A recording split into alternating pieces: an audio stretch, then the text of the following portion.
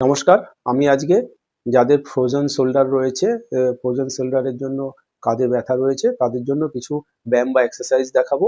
এরকম সোজায় বসে বা দাঁড়িয়ে আমরা কি করব, যে হাতে ব্যথা রয়েছে প্রথমে সেই হাতটাকে এরকম সোজা করে সোজা করে ধরে অন্য কনুইয়ের নিচে অন্য হাতটা রেখে আমরা কি করব, হাতটাকে এরকম অপোজিট সাইডে এরকম ব্যান্ড করব।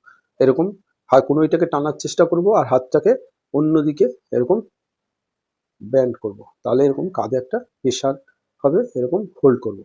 1 2 3 4 5 6 7 8 9 10 11 12 এরকম, মানে কনুইটা দিয়ে টানার চেষ্টা করতে হবে, প্রেশার দিয়ে হাতটা অন্য আবার এটা আমরা কি করব, এরকম সোজা থাকবে হাতটা, এরকম হাতটাকে নিচের দিকে এরকম হোল্ড করতে, এরকম প্রেশার দিতে হবে, প্রেশার দিয়ে ধরে রাখতে হবে, হোল্ড।